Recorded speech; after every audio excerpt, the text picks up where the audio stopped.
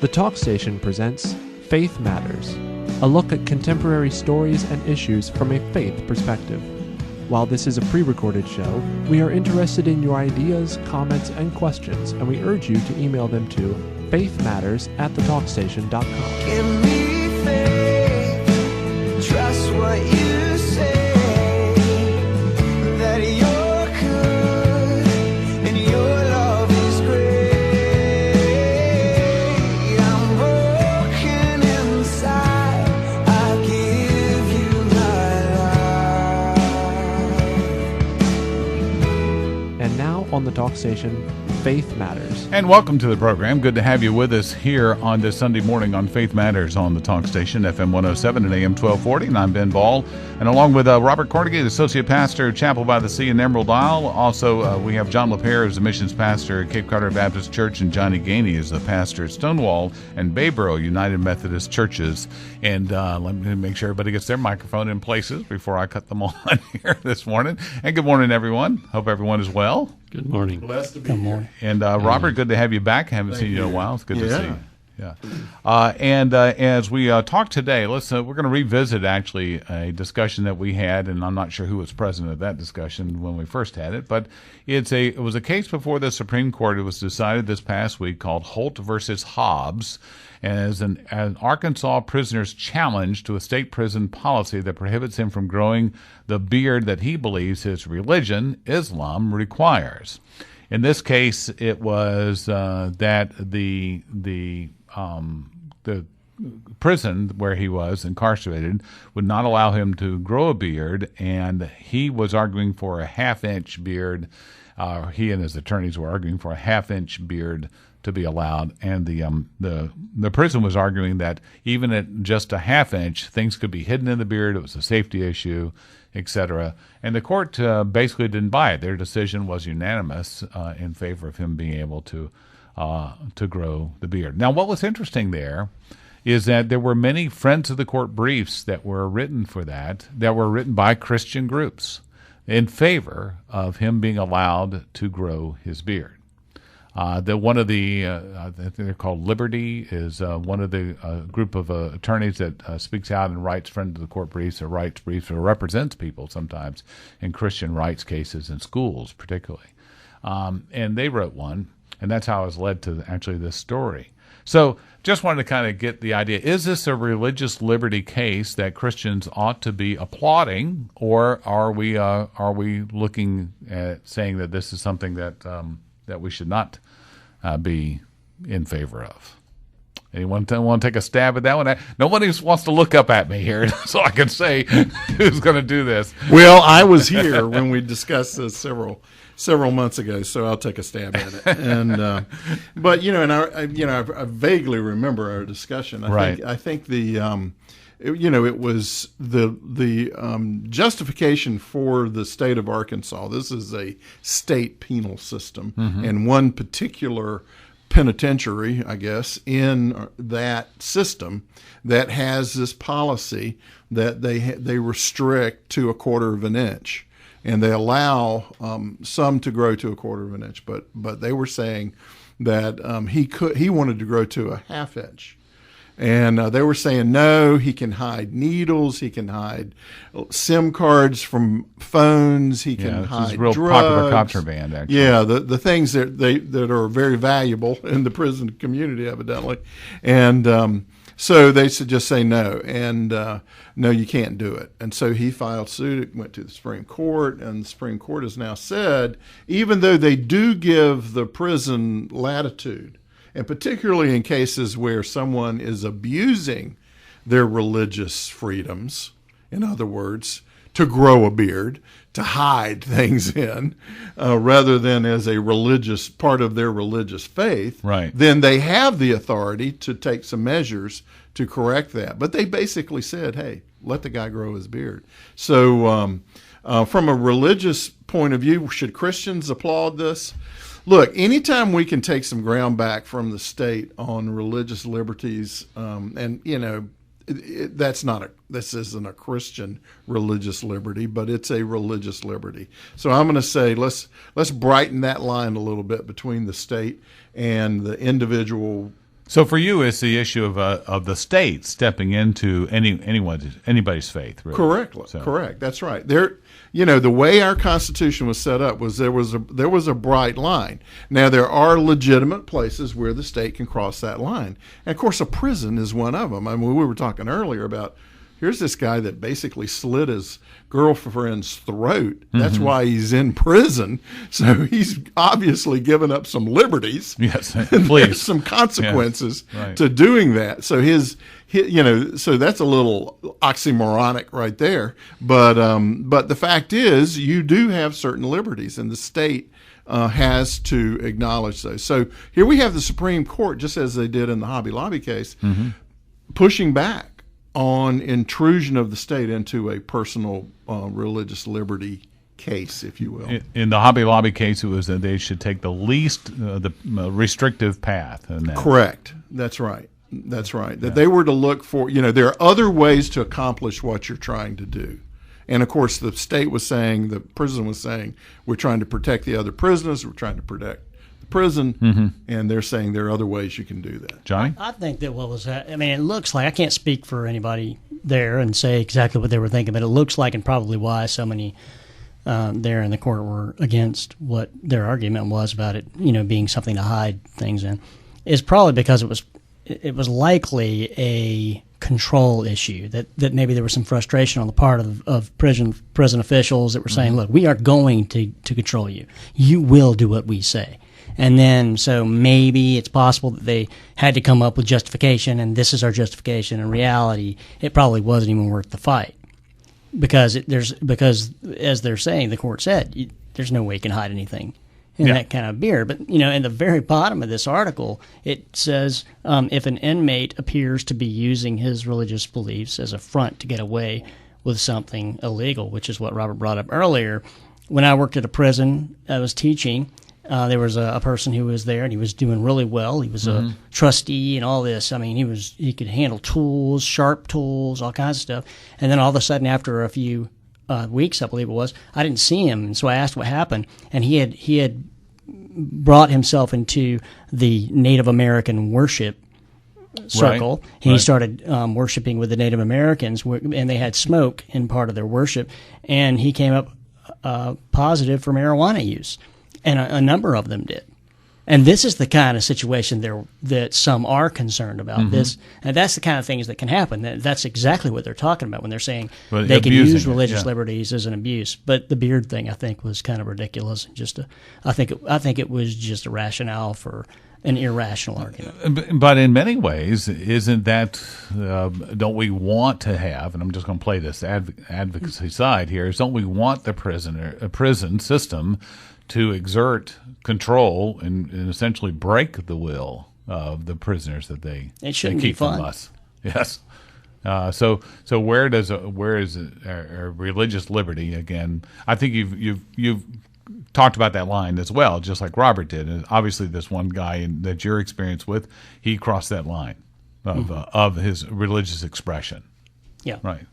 But then again, although there's some Native Americans who say peyote is very much part of their religion, so exactly where is that going to cross? John? Yeah, when you find yourself in prison, you're not there because it's Tuesday. I mean, right. As Bob pointed out, very serious reasons, and as you said, you've probably got some behaviors that are not very positive, and so the state's going to exercise its authority over you, its legal authority over you, to hopefully lead you on a better path.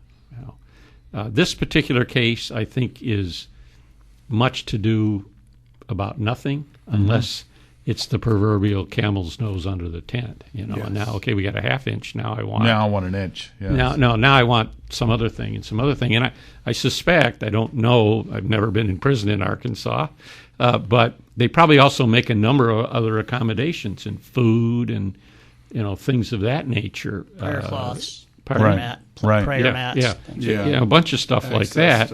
And but I think it's well, you bring up the word accommodation. Yeah. Is that and that was the Hobby Lobby word too. What is the accommodation to religion, right. To a person's faith?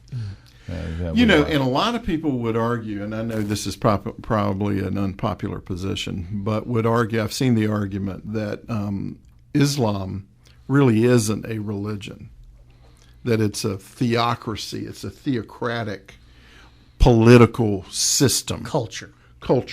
That you know, and that at its end, is it corrosive to the kind of democratic civilization that we claim to have in the West? Or, you know, does it enhance it? Or does it undermine it? You know, is this something that the state wants to, you know, so, you know, you're going to get those kind of arguments too. Is it, you know, can you really bring these, you know, wearing a beard? You know, I mean, I know the Amish wear beards and no mustaches, I think, is the way they go. But that's a tradition? That's not really a tenet of their. And I think I've read some other articles on this, and they were saying, you know, there's nothing in the Quran that says about growing a beard. Yeah, it's in the Hadith. It's in the Hadith, which is like sort of the commentary on the Quran. So, you know, you really have to say, you know, both sides are a bit specious in this. So. All right, we'll have more discussion in a moment here on Faith Matters on the Talk Station, FM 107 and AM 1240. You can contact us by email, faithmatters@thetalkstation.com.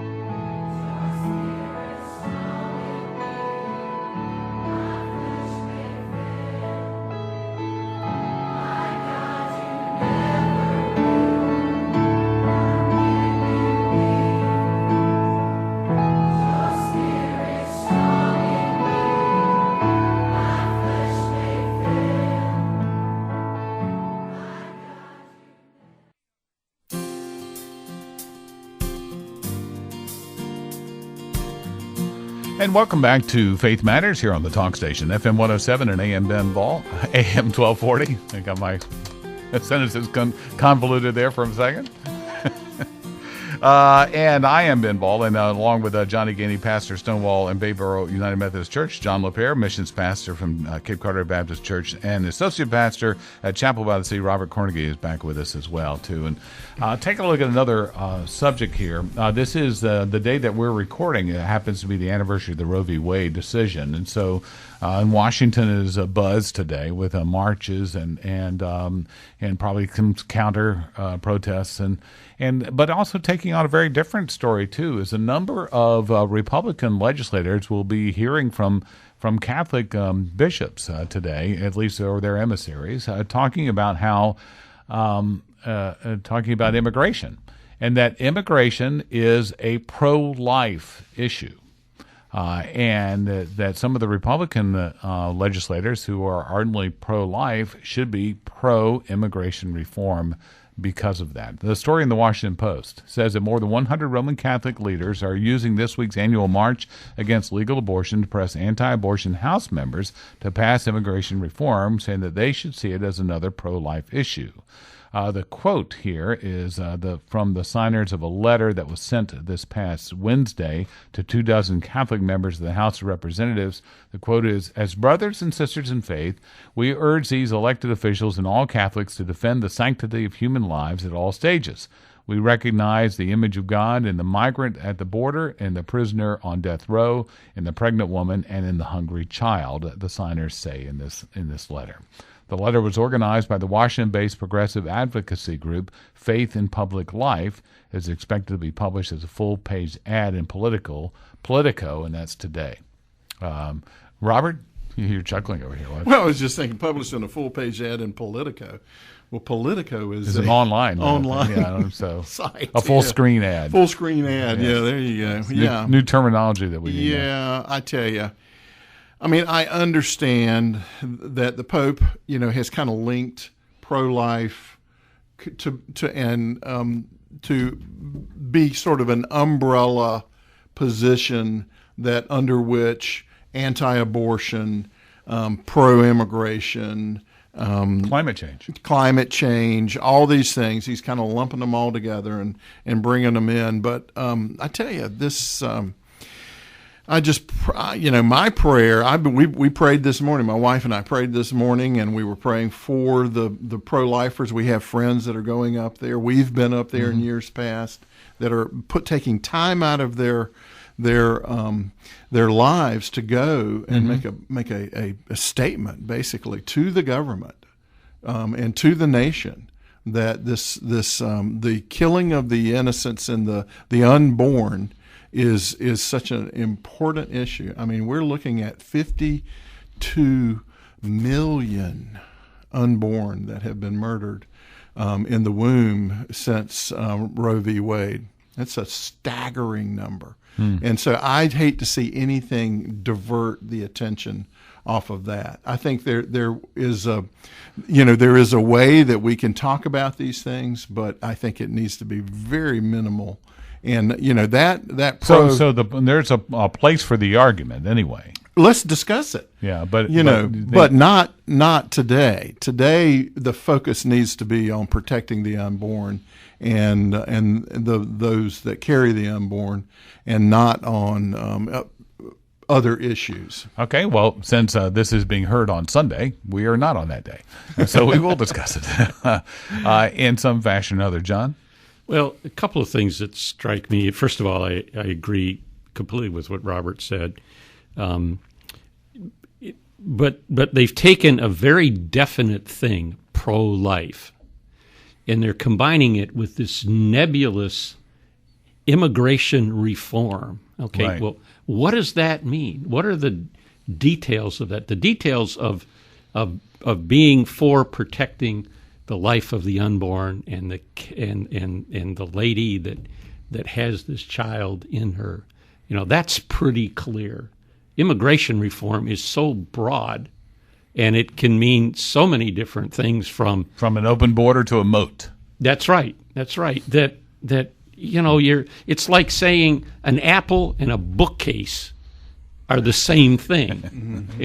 Now they both have value. They're both important to folks. Okay, but they're just not the same thing at all. And later on, this article. Shame Mark's not here. I'm sure you'd find a philosophical way to make that the same thing. The article later on talks about comprehensive immigration reform. Well, again, what's the definition of that?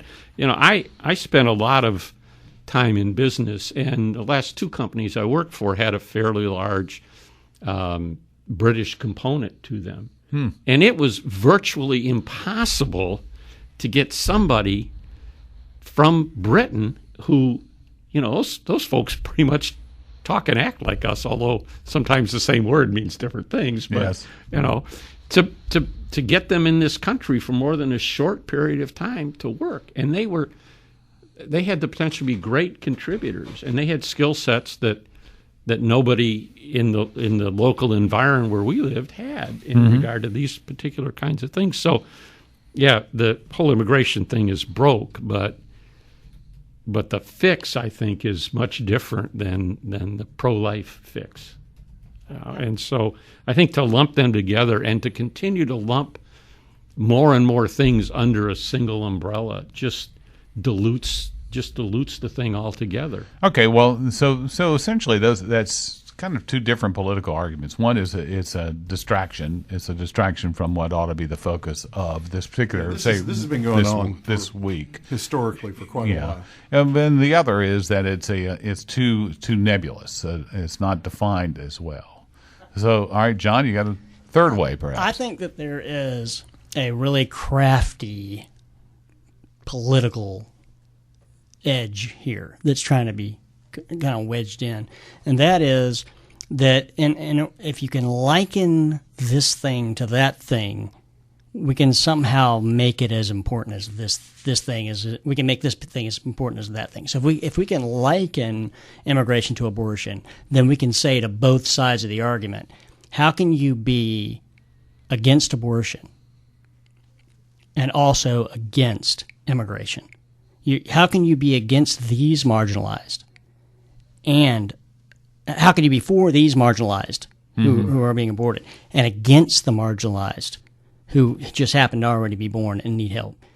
And to the other side who are, so let's say pro-abortion, the argument would be, how can you be for these marginalized who are trying to get away from suffering and everything to come into progressive immigration reform? Yeah, and then be okay with those marginalized because you can't see them yet. Right. And that I think is a really excellent sneaky discussion. argument. I mean, it's kind of a brilliant argument that doesn't take a side in some way. It kind of points fingers at both sides. But then shouldn't they be knocking on the door of the Democrat or the liberal representatives then that are arguing for the reform position? Yeah, I would say Jonathan's position is very clever. I don't think it was the intention, but it's part of the group. It's the outcome. Yeah, it wasn't their intention, and I don't know how many of them would understand that argument. Mm-hmm. They would deny that argument. That if you're against people being marginalized, then you're against people being marginalized. Right. Exactly. You can't be. It's okay for those to be, but not those. Yeah. You just can't. So that's an interesting point, that there should be a group, the conservative group, that is going to the Democratic side saying, hey, if you're so pro-immigration, well, how can you be pro-abortion at the same time? But that's not there. That is not happening. But it's a great way to talk about it. But I think what it does, though, is that it again kind of takes the focus off of what is the intention here. We have to be so intent. I mean, I've been involved in the pro-life battle since the mid 80s. And, we've seen the sort of grassroots political agenda, and we've seen the sort of less conspicuous pregnancy center side of it. It split in the late 80s, early 90s, and you had the Right to Life. What was the other one? The Randall Terry. Yeah. Well, I can't remember his group's name, but anyway, that was very aggressive, very political, very in your face. And then there was this other stream that went off that was sort of in the background. We don't draw attention to ourselves, and we're ministering to the people. So this side over here, I think, to try to bring in another topic into the conversation is just confusing and diluting the focus. Agreed. Yeah, but it does make for an interesting in this day of the great divide of partisanship. I mean, even past the State of the Union address, et cetera, we, as one commentator said, nobody tomorrow will be working on any of these proposals. Nobody on either side of the aisle, because they're just going to be floating in the air. So the couple of the areas, if you were looking at something that, well, maybe there's an epiphany, is maybe that argument. Is that how can you be, or give me the argument for being pro-abortion and also pro-immigration reform? What is the argument that you would make that would put you in both those camps? I would love to see, Jonathan, you write a response to the letter that's going to be posted on Politico, positioning that one, that's that great perspective, great thought in it. I think that would be important to be there as a counterpoint to their position. We'll have more to come in just a moment here on Faith Matters on the talk station FM 107 and AM 1240. Segment 3 coming up.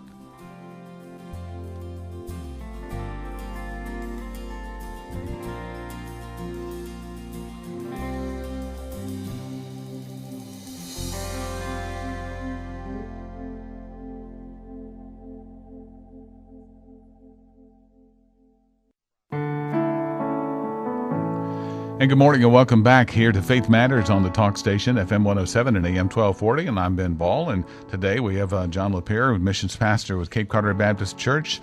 And joining us also is Robert Cornegy, the associate pastor at Chapel by the Sea in Emerald Isle, and Johnny Gainey from Pastor Stonewall and Bayboro United Methodist Churches, talking about a variety of subjects. One that's been in the news now for a few weeks, and I think the Washington Post has had an interesting take on this story in an article written by Michelle Borstein, who is their religion editor. I believe she's a religion editor of Washington Post. I have that right. And she writes about an incident that took place in, she's a religion reporter. It took place in Connecticut. with a Anglican bishop. And let me just start. This is a news story that's been happening for a couple of weeks, waiting for some resolution of some charges here in a news event, and the death of a bicyclist in a hit-and-run accident. And now we get to the charges did not come forth for some period of time. So here's her opening to this article. The case of a high-ranking Episcopal bishop accused of driving under the influence and texting when she fatally struck a bicyclist has raised questions about issues including church politics and bike lanes, but no debate about Bishop Heather Cook has been as intense as that about the theology of addiction.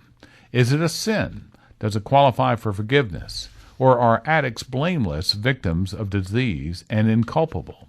And how did these topics affect the leaders of the Diocese of Easton and Maryland, Cook's last two places of employment, first when she was arrested for drunken driving in 2010, and last year when she was selected, despite that, to become Maryland's first female bishop. To give you a little context, to back up on the story a bit, is that a bicyclist was riding with a group of other bicyclists along a road when one was struck by a vehicle, and the bicyclist obviously crumpled to the pavement, while the car stopped initially and then went on. One of the other bicyclists followed the car. Even up to an intersection where the car's windshield was smashed in, and up to an intersection tried to get the driver of the car to say something, to acknowledge, and ignored him. Followed her into a gated community and up to her driveway, took pictures, and then reported that to police. A half hour later or so, the driver of that vehicle returned to the scene with another person, who ends up being another Anglican Episcopal priest, and returned to the scene. And this was this particular bishop, Heather Cook. And then from that came the various news stories that followed, a lot of them in the Baltimore, I'm sorry, this took place in Maryland, not Connecticut, in the Baltimore press, talking about how back in 2010, she had been arrested for drunken driving. And then they were examining this, and she was given a punishment or probation before judgment, is what it's called in Maryland, where she was. It was basically a kind of like a plea. What do you call it? The Alford plea, I think we call it. Is that it's a plea where she admits to the guilt without going on trial, but is given just probation ahead. So there wasn't a judgment placed. She didn't have a typical criminal record in Maryland. With that came the idea that she was also going to be getting some help for her alcoholism at the time, or what was admitted to be that. And it was after that she was named to as the first female bishop in Maryland. And during the convocation, the convention that named her that, it was not disclosed of her previous arrest record. It was not disclosed. It had been considered by a committee that put her name forward, and they suggested that she disclose it. She chose not to. And she was elected as the first female bishop. So now comes this story in the Washington Post, which follows all of these other weeks. It took several weeks before there were even any charges brought forward. And then several weeks about whether or not we should be looking at a person's addiction as a qualifying or disqualifying factor in this elevation that she received to this position as bishop. It's a tough subject, difficult subject. The Reverend Joseph Stewart Sickling, a priest in Cook's Diocese who teaches pastoral counseling at Loyola University, was writing, right now in the addictions community, there's a lot of reaction to people who want to see addiction as a moral failing. Sin is something we are all wrapped up in, and when you start delineating sin, we miss out that we are all interrelated. It's not just her role that led to the suffering. obviously other people are involved. We ourselves are involved, and even if it's making a society that someone can't come out and get help they need. He was part of the larger convention that finalized Cook's position as bishop too. So, what do we look at that? We know that we are all fallen people, and I think that the question obviously there is: was she given time to heal before this elevation to this position? If we're going to choose to call something a disease, then we have to treat it like a disease. And I think alcoholism is probably one of those diseases that still is surrounded by a lot of uncomfortable, taboo-ish kind of behavior. And if somebody has a heart disease, we don't arrest them for having a heart attack while driving. Right. However, if someone has, let's say, epilepsy and they're not taking their medication, and they have a seizure, that they can be culpable. That's my understanding, because they know they have it. They're not supposed to have a license. There are certain things like that you can't even have a license unless the doctor says that you're taking medication and you're fine. I think alcoholism is one of those kinds that falls through a lot of cracks, and so we end up with people who can be an alcoholic and not ever have to be held accountable until something tragic happens. There was a doctor talking about measles this morning on the radio, and he said it's the easiest. There's no disease like measles that can be passed so easily. I would say alcoholism is interesting because there's no disease like it that can be passed on to other people who've never even been afflicted by it, and it can destroy them, even though they've never actually caught the disease. And those with the disease, the actions of the person, the diseased, if we're going to call it a disease, the diseased can cause so much harm to other people who've never even contracted it. It's a really interesting dilemma.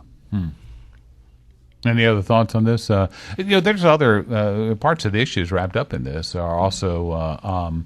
Again, was there political correctness, for example, in elevating her to be the first female bishop, not considering that may be just too much stress? I mean, they're just heaping on a factor. An earlier article that I read had from an addiction counselor said, "Oh, she was just nowhere close to being far enough away from her time of treatment for this to have taken place." So anyway, John?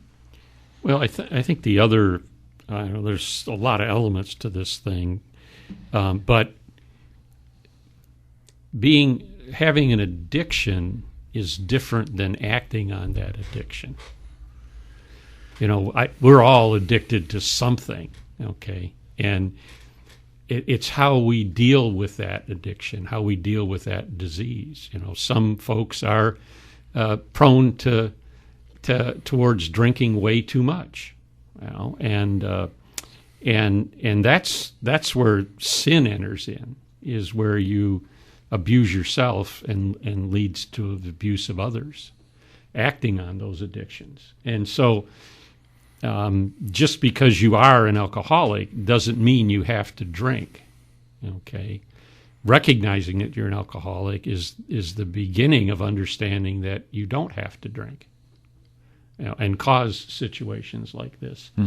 And the article also spends a lot of time talking about forgiveness and condemning people and all of that sort of thing. And to me, one of the elements of forgiveness is the desire to reform oneself.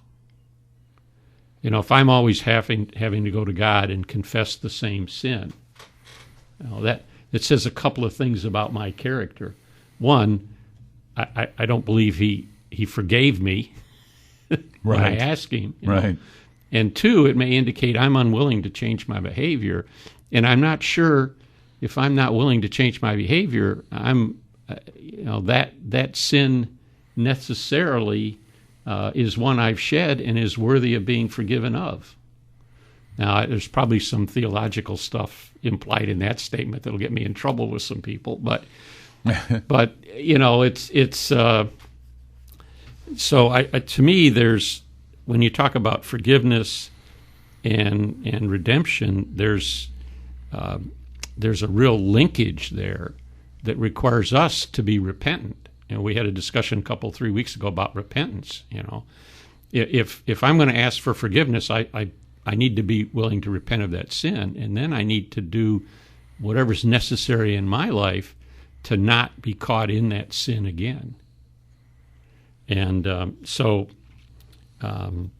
that's kind of my thoughts on the whole thing. I think there's also an issue of being held accountable, right, in this whole deal. We may commit a sin, we may confess it, we may desire not to ever repeat it again, but that doesn't mean that we still are not responsible for the consequences of it. I think there's a little bit linkage back maybe to the first story we did, where this guy did a really bad thing. I don't know him, I don't know his story, so I don't know if he's repentant of that. And but even if he is, that doesn't absolve him of the consequences of those actions. We'll come back to this story in just a moment here on Faith Matters on the Talk Station, FM 107 and AM 1240.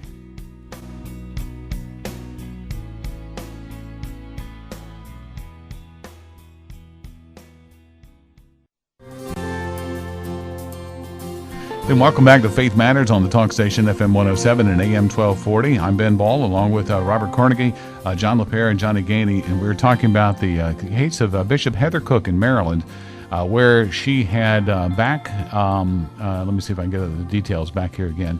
She had, or is accused of committing a hit and run back on January the 9th after striking a Thomas Palermo, 41-year-old, who was struck on December 27th while riding in a bike lane in Baltimore. And she turned herself into police actually on January the 9th after she was charged by that time with a manslaughter, driving under the influence and leaving the scene of an accident. Again, we outlined the case before that. And John, you were just saying, talking about forgiveness, and again, as much of this article does talk about that. So let's dive into that a little bit more. And is the church here culpable in some fashion? Is the church too easily accept that her own admissions of her problems and that she was dealing with them, and elevate her to a position that may, in fact, as many have said, would just lead to a lot more stress on that addiction? Robert? Yeah, this is, I meet weekly with a group of addicts and addicted to different substances or pornography or different things. And this is a constant discussion that we have. We talk about it, the Bible talks about it in terms of a besetting sin, that we are sinners. We're not sinners because we sin because we're sinners. And so that we've been saved, and these guys are Christians, addicts. And so they've been saved, yet they're still battling with these besetting sins. And so one of the things we talk about is, what is the process of forgiveness? And how does forgiveness work in this? And is there a methodology to it? And of course, what we talk about are the vertical and the horizontal. The illustration, we've all used it, of the cross, and the most, the vertical part of the cross is that direct relationship that each of us have with God. And that when we do sin, who are we sinning against? Well, we're sinning against God, as well as the horizontal of those that we come in contact with. And so our first step in the process of reconciliation, we have sinned, so that relationship with God has been broken, and now we need to be reconciled back to God. And so that process begins in that vertical discussion with God. It begins there. And then what we find, a lot of people don't do that. They ignore that when and because the ones that are barking the loudest are the horizontal ones. We've hurt a wife, we've hurt a child, we've run over something, Right. And so we tend to jump right to the horizontal rather than to the vertical first. And what we've learned in the process is that if we get that thing straight with God first, get that relationship restored, He actually helps us in the reconciliation of the horizontal. Remember, we were given the ministry of reconciliation because he reconciled us to him. It was his initiative. It wasn't our initiative. And so not only have we been giving the ministry of reconciliation, we've been given the word of reconciliation. We know how to talk about this. And so what I'm seeing lacking in this is that vertical. That's, to me, you ask, what is the church's failing in this? Right. That we have to hold people to that process. Let's get this, understand, like, I have sinned. When the repentant son came back, the prodigal son. Right. I've sinned against you, Father, but I've also sinned against God. And so we have to start there. That's the magnitude of this sin. Is that it has broken our relationship with God. And for them to put her in a position of leadership in the church after that is obviously too soon. It was too soon. Do we sometimes, as pastors, interrupt that vertical reconciliation? Yes, we get in the way? We do. Because we get caught up in that thing, the wife is all the other people that need triage. Brokenhearted, Right. and we try to run to the rescue of those rather than getting the first one right. Because then God facilitates the other reconciliation, that horizontal reconciliation. He gets involved in it, and he makes a way where there doesn't appear to be a way. And some of these guys that I talk to are so broken in their sin and what they have done on the horizontal that they see no way out. And it's because they resist being transparent and humble-hearted, broken-hearted before the Lord. And seeking reconciliation with him first. I firmly believe that's where that begins. When you're describing this, and I think that's probably enlightening for me, and probably enlightening for a lot of people to hear it described that way. The image that I had, actually, which was kind of maybe odd, was when Pope John Paul II was shot. Remember that? And he went to visit the prisoner in the man who shot him in jail. It wasn't his wounds that he was looking for comfort or healing of. No. It was the prisoner's wounds. Right. He was trying to seek that he could heal his sin, that he could look to God to heal his sin. Yeah. And not all the ancillary stuff. No, that's secondary. Security and everything primary else. is the vertical, secondary is the horizontal. And it's not a neat formula, but what it does, that calls down the power from heaven. Listen, you want God on your side in untying all these knots, and to try to do it without having done that first is it just doesn't work. It does not work.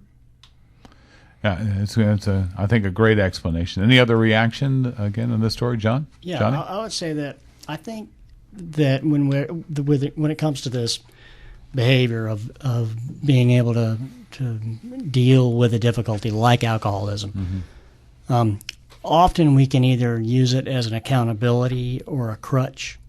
Like we have an accountability that we can rely on, or a crutch that we can lean on and say, I'm an alcoholic, which is a great thing. The 12 steps are great, and that's one of the things is to remind ourselves, I have this problem. That needs to hold me accountable. And it's the same in being when we say to ourselves, I'm a sinner. The sinner part reminds me that I have a propensity to do things that are not good, and that should remind me. But if I use them as a crutch, if I use that and say, yeah, but I'm a sinner. That's my why. excuse. Yes. Yeah, it's just it's why I make these mistakes. Then that can become a problem. And if we're going to live, what we want to do is we want to live a full life. We want to live the life God has for us, that Christ came to give us, which means that life is extraordinary. Life is better than you can imagine.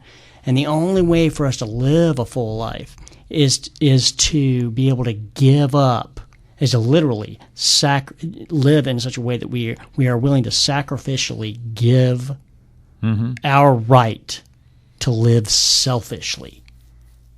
And we can say, I know that I want this. I know that it's part of who I am, and I have this sex addiction, or I have this drug addiction, or this alcohol addiction, and it's a part of who I am. And I'm not willing, until we're willing to sacrifice the my thing. We can't live the we thing. We can't. We're constantly stuck in, but I'm a whatever I am. So the community of believers that may have failed Heather Cook in the past are rallying to try to help her now. And I think, from things I've read, is that she while she hasn't made comment, that's a legal issue. She has sought out her church to not to seek forgiveness, but to seek where can she be restored? Where can she be restored? I think on that vertical, not the horizontal. I think she's probably not, from what I've read, not looking at how do I keep my office, but how do I keep my relationship with God. Reconciliation is much bigger than what we tend to make it to be. It's a sacred process, and that if we can't see, particularly, in this is a perfect example of it, that we are lost in our sin. And the only hope is not in making my wife or the spouse of the man that was killed or anyone. That's not where my hope comes from. It's my hope comes from the Lord, and that I am completely dependent upon God's help in this process. If we don't get that one right, if we lead them out into the horizontal first, then we have failed them as a church. I think we pray for all of those who are involved in this, and this terrible tragedy here too.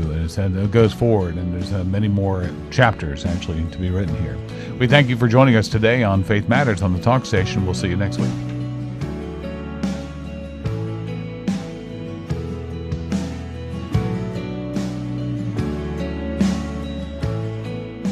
Thank you for joining us for Faith Matters. Email your comments, questions, and suggestions to faithmatters@thetalkstation.com.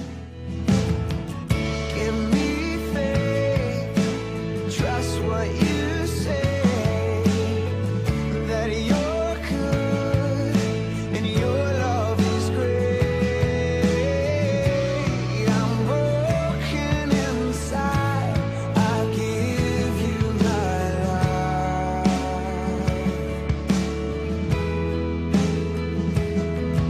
Give me faith. Faith Matters is a production of The Talk Station.